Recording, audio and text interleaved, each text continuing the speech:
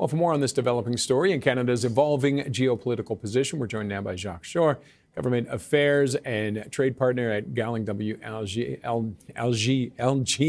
Jacques, thanks as always for joining us.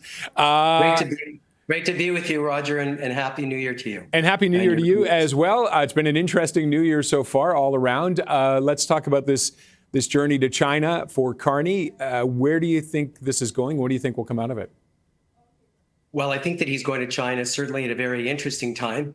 Put the context and the quotations on interesting. Look, there's a lot that's happening in the world, and no doubt he is preparing himself for some interesting conversations as well. It has not been easy for us to really determine where we go and what we ought to do with regard to China. I've used the expression in the past, every 5 years we have to figure out how we figure in when we deal with China. But when you look at that against the juxtaposition of what's happening, we just saw Maduro basically captured out of Venezuela. We look at the conversations that have been taking place recently out of the White House and maybe some of the strong wording coming out with respect to Greenland. It puts Canada in a position where it has to think of these things very strategically.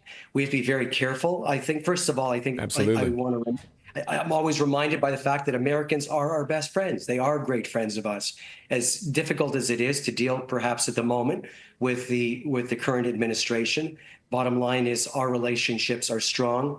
We're allied to the United States. We have many significant arrangements in place, aside from CUSMA, aside from decades of working together, but also NORAD. And how that sort of plays out in the context of how we then address issues with China is important. We obviously want to diversify our trade activity. We also have to make sure that we are careful in terms of what arrangements we pursue with China, but at the same time, no, there's no question we're not going to have a trade agreement with them. But I think the idea to perhaps strengthen the relationship from a diplomatic perspective, cultural perspective, otherwise, that could also be helpful to our American friends. That could be helpful because in the past they played that role of being able to be a mediator, intermediary, and work certain things out together. So I think at the moment what we have to do is focus, as the Prime Minister is, diversifying our trade activity, recognizing our strengths. I think that the last few days have demonstrated we need to sit down with the Americans very specifically in dealing with what is going on in the context of the conversations on Greenland.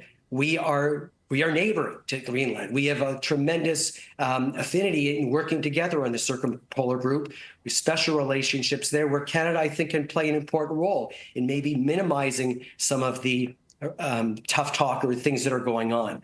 When we're looking at something like Greenland, which is, one can call it an unsinkable aircraft carrier, we have the ability in the North of being able to address the issues of sovereignty in the North and also defense issues, which is obviously so important to the Americans. And obviously, it's important to the Americans because they look at the Northwest Passage. They look at the way climate has obviously affected our North. And what does that mean then for Russia? What does that mean for China, who are on the other end of the spectrum in terms of how our thinking is on a number of issues? Well, our values, the Northwest Passage for us is a bit of a wild card with this because a lot of people look at it as an international waterway. Canada says, no, it's ours. And America, if they're serious about Greenland, then why wouldn't they be serious about looking at some of our islands up there, Baffin and other ones that are virtually uninhabited? And they would maybe say the same to us. I want to say we want to buy that. Excellent point. And that's why I basically look at the nature of our relationship, working with our American, I think really congressional leadership in the United States, for them to absolutely understand, appreciate that we are that much better working together. Why would they have to make that kind of investment when we are already in the North willing to address these issues in a very meaningful way, in a strategic way? And let's face it, we are aligned in terms of how we address those issues in the North in ways that I think are extremely important.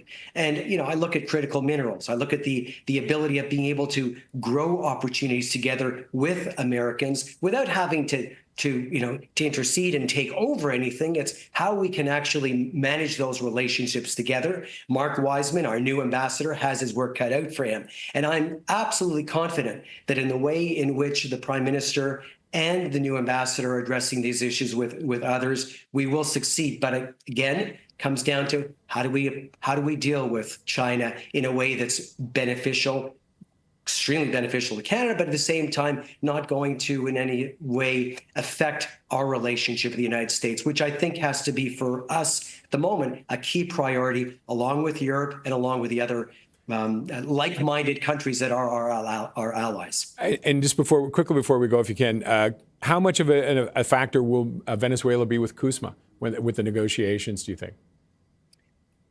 I think that's an excellent point. I don't think it'll have an effect on that. I think that I think obviously, there are issues that will come into the context of energy, but the fact of the matter is the output of oil from Venezuela currently is at 1%.